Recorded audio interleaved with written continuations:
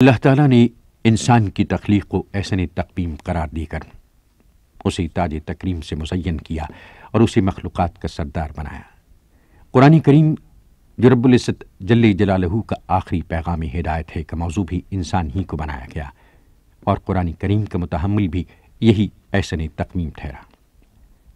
اگر قرآن کریم کو کسی پہاڑ پر نازل کیا جاتا تو وہ خوف حق تعالیٰ سے ریزہ ریزہ ہو جاتا۔ اسی احسن تقویم کے لیے خالق کائنات نے اپنی غیر محدود نعمتیں پیدا کیں اور پھر زمین و آسمان کی تمام چیزوں کو اس کے لیے مسخر فرما دیا، اور امور کائنات کی بجاوری کے لیے اس کے سر پر تاج خلافت رکھا۔ خالق کائنات نے تسیل کار دین و دنیا کے لیے دن رات پیدا کیے، بعض ایام کو دوسرے دنوں پر فضیلت دی، جمعے کو سید الایام قرار دیا، 12 مہینوں میں سے 4 مہینوں کو درجہ فضیلت بخشا، اور بعض راتوں پر لیلۃ المبارکہ سمیت لیلۃ القدر کو فوقیت و فضیلت بخشی۔ سورہ القدر اس رات کی فضیلت و اہمیت کی ظاہر و باہر شہادت ہے۔ طلوع صبح تک امان اور سلامتی ہے۔ شب قدر کی ایک خاص فضیلت اللہ تعالیٰ نے یہ فرمائی ہے کہ اس شب میں فرشتے اور روح الامین اپنے رب کے اذن سے ہر حکم لے کر اترتے ہیں۔ یہ رات سراسر سلامتی ہے، طلوع فجر یعنی صبح صادق تک۔ اس آیت کا مفہوم یہ ہے کہ اس رات میں اللہ تعالیٰ قضاء و قدر کے احکام فرشتوں کے حوالے کر دیتا ہے، جس کے مطابق وہ آئندہ سال بھر کام کرتے ہیں۔ اس طرح اس آیت کے مفہوم میں یہ بات بھی شامل ہے کہ اس شب میں فرشتے اور ان کے سردار جبریل امین امن و سلامتی لے کر زمین پر اترتے ہیں، اور جو نیک لوگ عبادت الہی میں مصروف ہوتے ہیں ان کے دلوں پر خیر کے اثرات ڈالتے ہیں، اور اس کی علامت یہ ہوتی ہے کہ اللہ کے عبادت گزار اور فرما بردار بندوں کے دلوں میں پہلے سے زیادہ اللہ کی ہدایت پر چلنے اور اسلامی احکام پر عمل کرنے کا جذبہ پیدا ہو جاتا ہے۔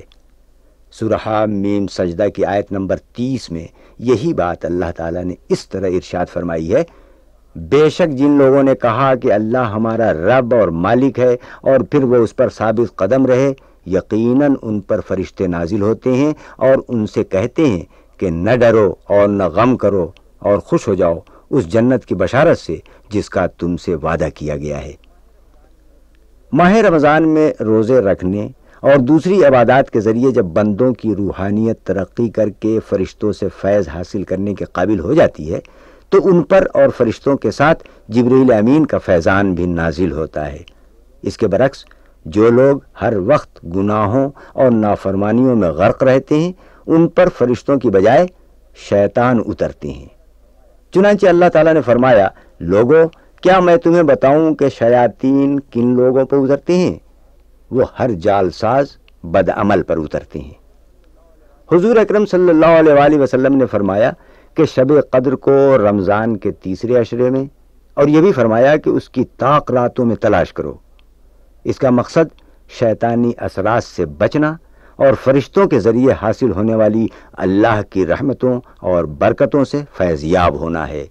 اس قدر و منزلت اور رحمت و برکت والی رات کی خوشخبری و نوید مقبر صادق سید المرسلین رحمت للعالمین حضرت محمد صلی اللہ علیہ وآلہ وسلم نے دیتے ہوئے فرمایا: اے لوگو، تم پر ایک عظیم اور مبارک مہینہ سایہ فگن ہونے والا ہے۔ اس مبارک مہینے میں تم پر روزے فرض کیے گئے ہیں۔ رات کے قیام یعنی نماز تراویح کو سنت قرار دیا گیا ہے۔ جو شخص اس مہینے میں ایک نیکی کرے گا تو گویا اس نے دوسرے مہینے میں فرض ادا کیا، یعنی اس مبارک مہینے میں نوافل کا ثواب، خواہ وہ مالی صدقات ہوں یا جسمانی عبادت سے متعلق ہوں، اس مہینے کی برکت سے اس کو فرضوں کے برابر اجر دیا جائے گا۔ جس نے رمضان میں کسی فرض کو ادا کیا، فرائض نماز ہوں یا صدقات و زکوٰۃ ہوں، اس کے اس مبارک مہینے میں ایک فرض کے بدلے میں 70 فرضوں کا اجر و ثواب ملے گا۔ اس مہینے کی ایک خصوصیت یہ ہے کہ اس میں مومن کی روزی میں برکت ہوتی ہے۔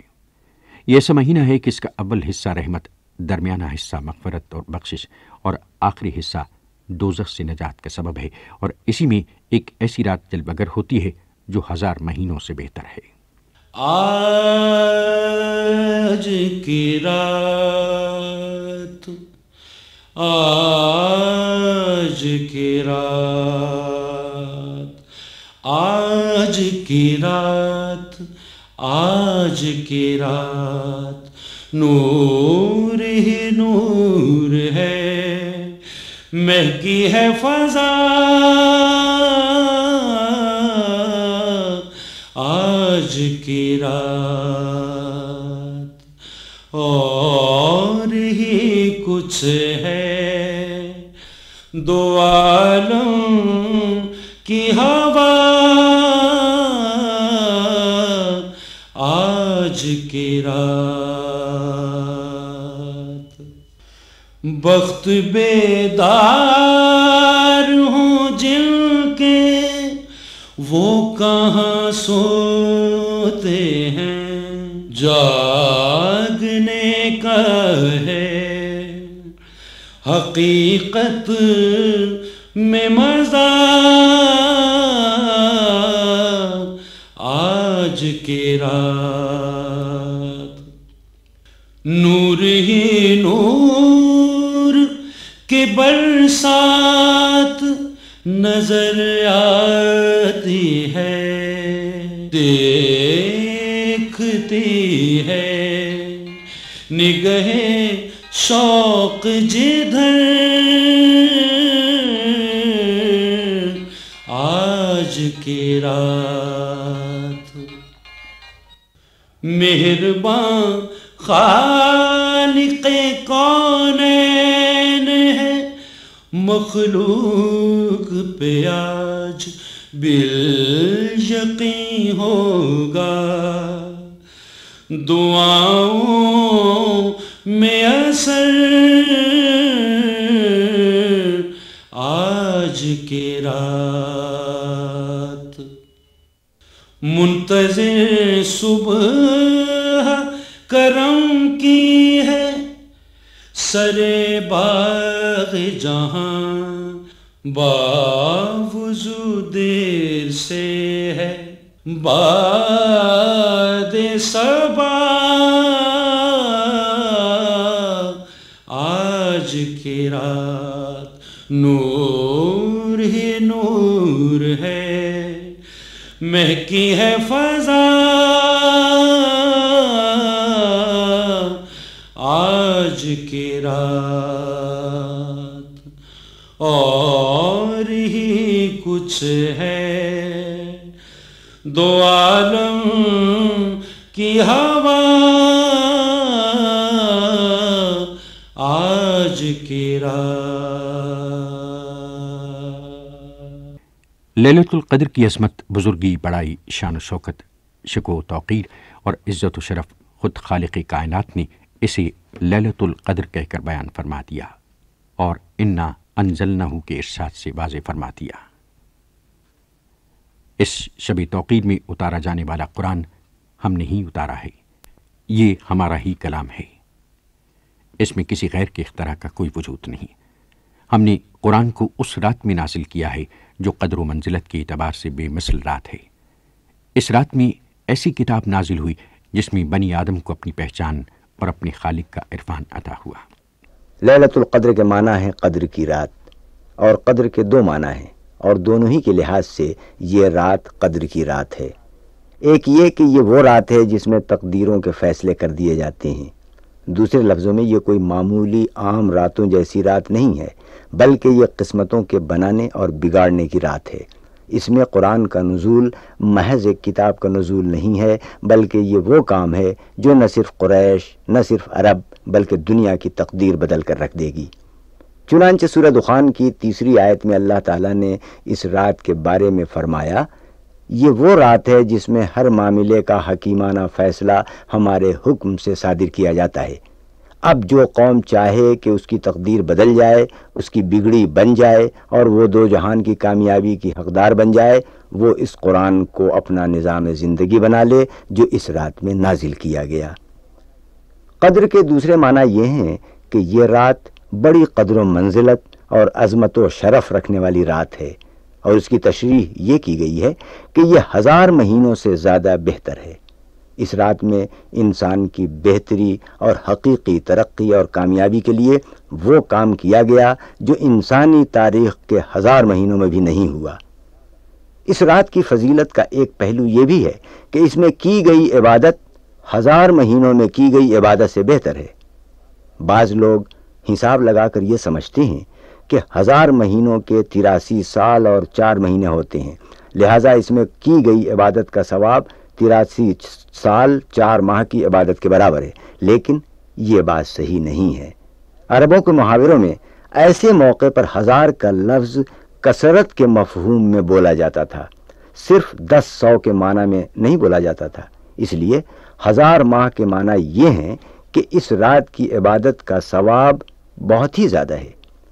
دوسری بات یہ ہے کہ اللہ تعالیٰ نے یہ نہیں فرمایا کہ یہ رات 1000 ماہ کے برابر ہے، بلکہ یہ فرمایا ہے کہ 1000 مہینوں سے بہتر اور بڑھ کر ہے۔ اس سے ظاہر ہے کہ اس کی عبادت کے ثواب کی کوئی حد ہی نہیں۔ جو کوئی جتنا زیادہ خلوص سے عبادت کرے گا اتنا ہی زیادہ اجر و ثواب پائے گا۔ امام زہری رحمۃ اللہ علیہ، قاضی ثناء اللہ پانی پتی اور علامہ قرطبی نے اسے شب قدر اسی لیے کہا ہے کہ اللہ تعالیٰ نے اس میں ایک بڑی قدر و منزلت والی کتاب، بڑی قدر و منزلت والے رسول پر اور بڑی قدر و منزل والی امت کے لیے نازل فرمائی ہے۔ اس سورہ مبارکہ کی شان نزول یوں ہے کہ بنی اسرائیل میں سے ایک شخص نے 1000 ماہ تک راتوں کو رب العزت کے حضور سجدہ ریزیاں کیں اور دنوں کو اسلحے سے لیس ہو کر جہاد فی سبیل اللہ میں سعی و کوشاں رہا۔ یہ شخص ریاضت و اطاعت اور قربانی و جہاد میں ضرب المثل تھا۔ صحابہ کرام رضی اللہ تعالیٰ عنہ کو اس پر رشک آیا، انہوں نے تمنا کی کہ انہیں بھی یہ موقع ملے۔ اس پر یہ سورہ مبارکہ نازل ہوئی۔ بنی اسرائیل کی اس نیک و عبادت گزار فرد نے انسانیت کو کیا عظمت بخشی اور اپنی بعد آنے والے افراد کو کون سی فکری برتری اور عملی صلاحیت کا نمونہ بخشا، لیکن لیلۃ القدر میں نازل ہونے والے قرآن نے انسانی افکار میں دین و دنیا میں سرخرو کرنے والا انقلاب پیدا کر دیا، بنی و انسان میں شعور پیدا کیا، علوم و معارف سے آگاہ کیا، ان پر کائنات کی سربستراز فاش کیے۔ لیلۃ القدر ماہ رمضان کی ہی آخری عشرے کی تاخراتوں میں وقوع پذیر ہوتی ہے۔ ان تاخراتوں میں کون سی تاخرات میں لیلۃ القدر جلوگر ہوتی ہے، اس کے تعین میں علماء کا بڑا اختلاف ہے۔ صحیح حدیث میں ہے کہ لیلۃ القدر کو رمضان المبارک کے آخری عشرے میں تلاش کرو۔ دوسری حدیث میں ہے کہ شب قدر کو آخری عشرے کی تاخراتوں میں تلاش کرو۔ لیلۃ القدر کی تاخراتوں میں کسی ایک رات کا تعین نہ کرنا بھی کئی حکمتوں کا حامل ہے۔ سب سے بڑی حکمت یہ ہے کہ مسلمان اس رات کی تلاش میں زیادہ نہیں تو کم از کم 5 تاخراتیں اللہ تعالیٰ کے ذکر اور عبادت میں گزاریں۔ اگر رات متعین کر دی جاتی تو لوگ صرف اسی رات کو ہی جاگتے اور عبادت کرتے۔ حقیقت تو یہ ہے کہ جو رات بندگان مخلصین اپنے مالک و خالق و رازق کی یاد میں بسر کرتے ہیں، دراصل وہ بھی لیلۃ القدر ہی ہوتی ہے۔ حضرت ابو ہریرہ رضی اللہ تعالیٰ عنہ سے روایت ہے کہ رسول اکرم صلی اللہ علیہ وآلہ وسلم نے لیلۃ القدر کے بارے میں فرمایا، وہ 27ویں یا 29ویں رات ہے۔ دوسری روایت حضرت ابو ہریرہ رضی اللہ تعالیٰ عنہ سے یہ ہے کہ وہ رمضان کی آخری رات ہے۔